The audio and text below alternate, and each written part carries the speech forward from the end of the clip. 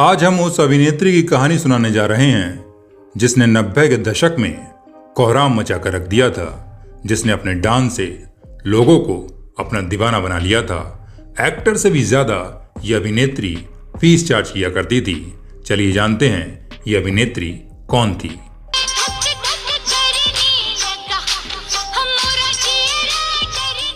Hindi film जगत में धक धक गर्ल के नाम से जानी जाने वाली माधुरी दीक्षित को कौन नहीं जानता। देश से लेकर विदेश तक में माधुरी दीक्षित के लोग कायल हैं, मगर माधुरी का शुरुआती फिल्मी सफर कुछ खास नहीं था। हिंदी फिल्म जगत की उनकी पहली फिल्म फ्लॉप थी। इस फिल्म के फ्लॉप होने के बाद माधुरी दीक्षित ने वापस अपनी पढ़ाई पर फोकस करना शुरू कर दिया था, लेकिन इस दौरान भी माधुरी दीक्षित को फिल्मों के ऑफर आते रहे। माधुरी दीक्षित के माता पिता को उनके फिल्मी दुनिया में कदम रखने से आपत्ति थी, लेकिन किस्मत को कुछ और ही मंजूर था, जिसके बाद माधुरी दीक्षित फिल्मी जगत की जानी मानी अभिनेत्री बन गईं।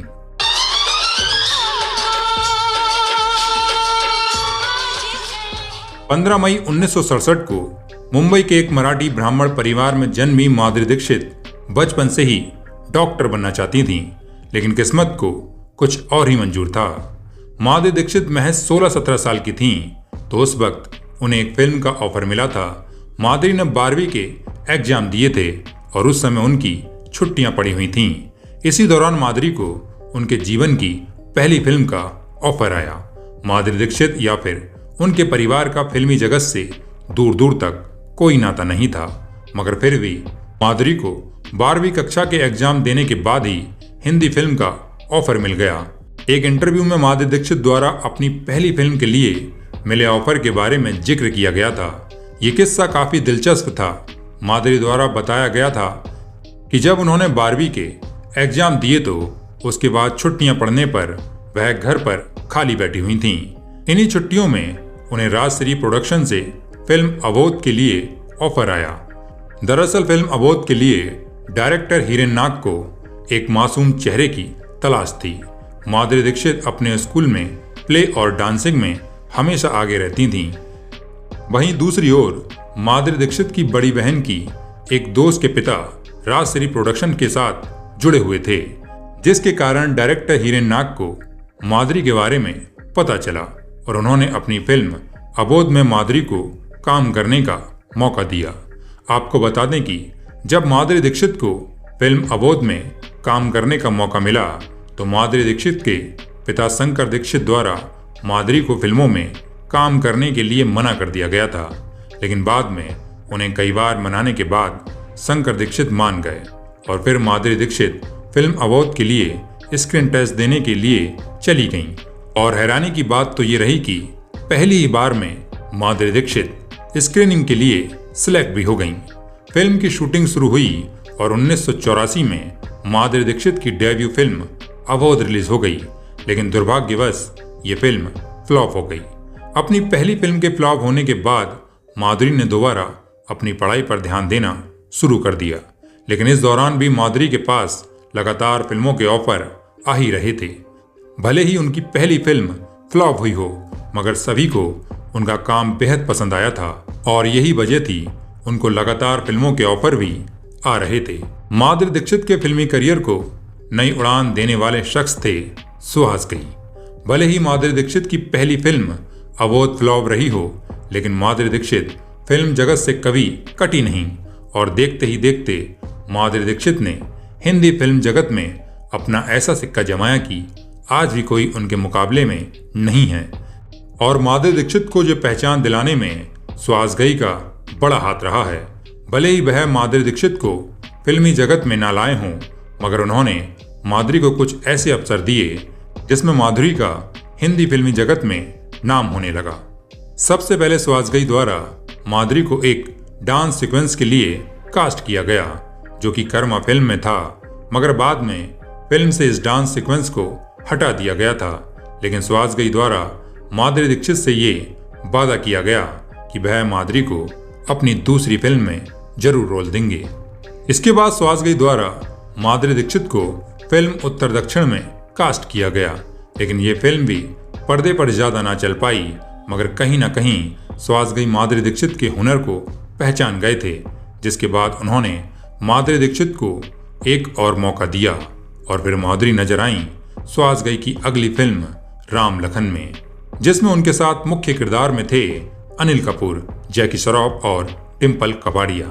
ये फिल्म 1989 में रिलीज हुई थी, मगर इससे पहले ही माधुरी दीक्षित को फिल्म तेजाब से सफलता मिल चुकी थी।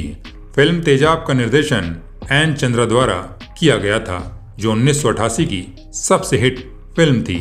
फिल्म तेजाब से मिले स्टारडम से माधुरी दीक्षित लोगों के बीच काफी लोकप्रिय हो गईं। इसी फिल्म के बाद से लोग माधुरी दीक्षित को जानने लगे थे। इस फिल्म में अनिल कपूर और माधुरी दीक्षित लीड रोल में थे और दोनों की जोड़ी को लोगों द्वारा खूब पसंद किया जा रहा था। ये फिल्म जब रिलीज हुई थी तो उस वक्त माधुरी दीक्षित भारत में नहीं बल्कि अमेरिका में थीं। दरअसल अमेरिका में माधुरी दीक्षित की बहन की शादी थी। इस दौरान उनके पास फोन आया कि उनकी फिल्म सुपरहिट है। माधुरी ये खबर सुनकर बेहद खुश हुईं और वह अमेरिका से वापस भारत आ गईं। एयरपोर्ट से कार से वापस लौटते वक्त जब माधुरी दीक्षित की कार एक सिग्नल पर रुकी तो एक फूल बेच रहा बच्चा उनकी कार की ओर भागा भागा आया और माधुरी से कहने लगा कि आप फिल्म तेजाब वाली मोहिनी हो ना।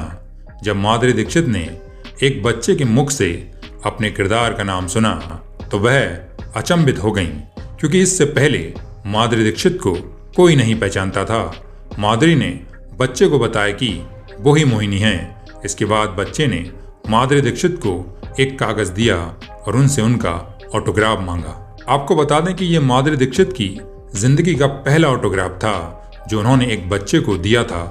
इस बात का खुलासा खुद माधुरी दीक्षित द्वारा अनुपम खेर के एक शो में किया गया था। माधुरी दीक्षित द्वारा यह भी बताया गया था कि उस वक्त उन्हें असल में एक स्टार होने का एहसास हुआ था। 1988 के बाद लगातार 2 हिट फिल्में देने के बाद 1990 में माधुरी दीक्षित की आमिर खान के साथ फिल्म आई दिल। इस फिल्म में माधुरी दीक्षित एक अमीर लड़की का किरदार निभा रही थीं और आमिर खान एक गरीब लड़के का। यह फिल्म भी बाकी 2 फिल्मों की तरह सुपरहिट रही और फिर मिली माधुरी दीक्षित के करियर को एक नई ऊंचाई। राजश्री प्रोडक्शन द्वारा माधुरी दीक्षित को फिल्म हम आपके हैं कौन के लिए कास्ट किया गया। 1994 में रिलीज हुई इस फिल्म में मुख्य भूमिका में माधुरी दीक्षित और सलमान खान थे। निशा की भूमिका निभा रही माधुरी दीक्षित को लोगों द्वारा खूब पसंद किया गया। वहीं इस फिल्म को भारत में तो पसंद किया ही गया, साथ ही विदेश में भी इस फिल्म को खूब पसंद किया गया और यही कारण रहा इस फिल्म ने वर्ल्ड वाइड भी सबसे ज्यादा कमाई की। इस फिल्म ने इतनी कमाई की कि इसका रिकॉर्ड कई सालों तक कोई भी फिल्म नहीं तोड़ पाई।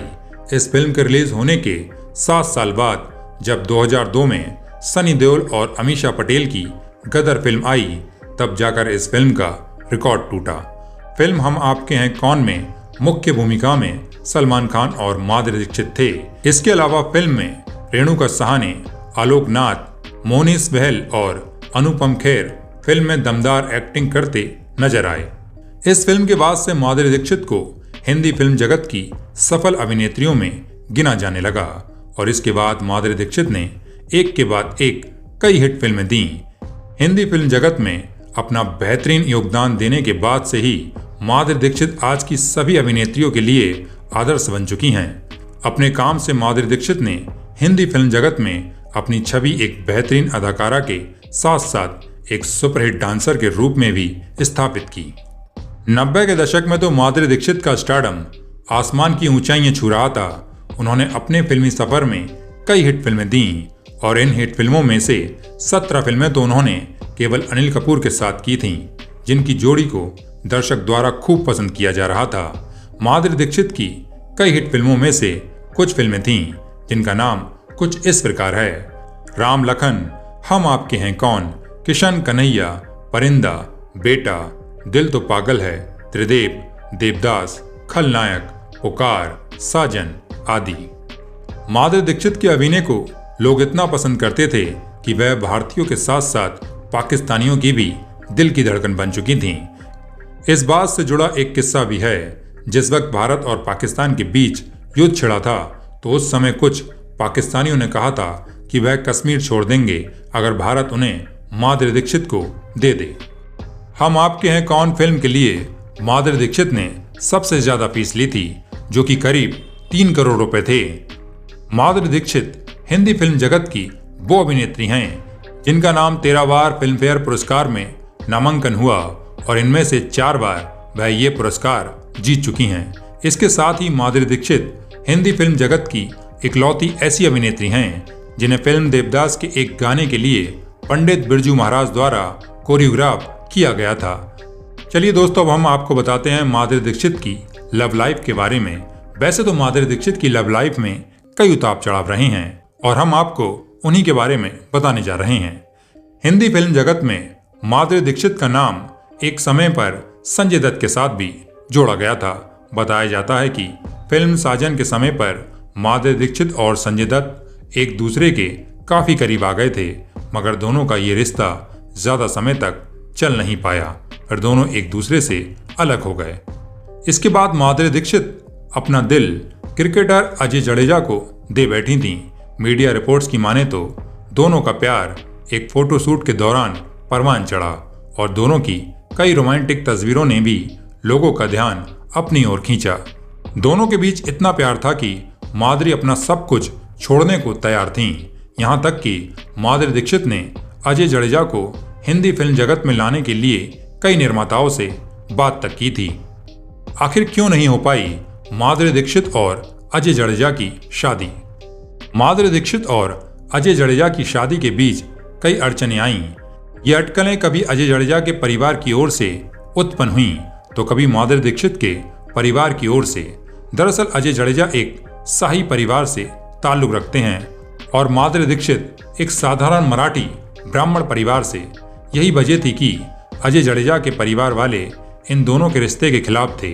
अब इससे पहले कि दोनों परिवार के बीच के मतभेद कम होते, उससे पहले ही अजय जडेजा पर कुछ ऐसे आरोप लग गए जिससे माधुरी दीक्षित के परिवार वालों ने इस रिश्ते से इनकार कर दिया।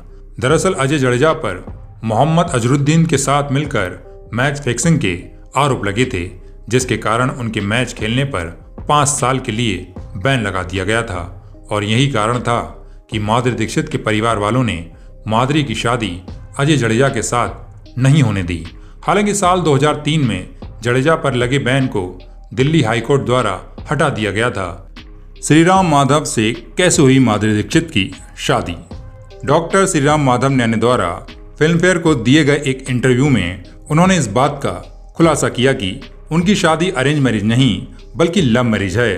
दोनों की मुलाकात उनके एक कॉमन फ्रेंड के माध्यम से हुई थी, जिसके बाद दोनों के बीच प्यार पनपा और इसके 3 महीने बाद ही दोनों ने एक दूसरे से शादी कर ली।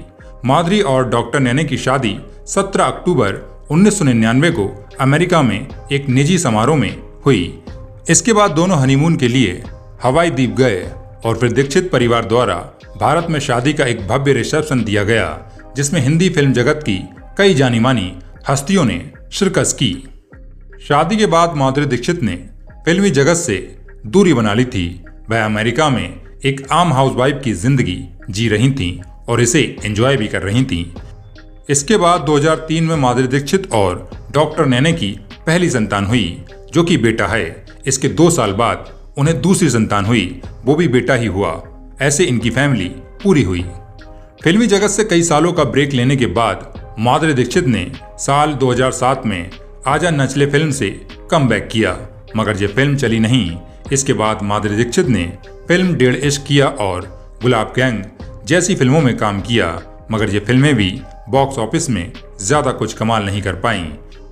इसके साथ ही माधुरी दीक्षित ने जज के तौर पर भी कई डांस रियलिटी शोज में काम किया है, जैसे नच बलिए, झलक दिखला जा आदि। हिंदी फिल्म जगत में कमबैक करने के कुछ ही समय बाद डॉक्टर नैने और माधुरी दीक्षित अपने परिवार के साथ मुंबई में आकर बस गए और इनके दोनों बच्चे भी अब धीरे धीरे भारतीय जीवन शैली को अपना चुके हैं। तो दोस्तों, ये थी माधुरी दीक्षित की कहानी। अगर आपको अच्छी लगी तो हमें कमेंट बॉक्स में जरूर बताएं। हमारे चैनल को सब्सक्राइब करें, साथ ही इस वीडियो को लाइक भी करें।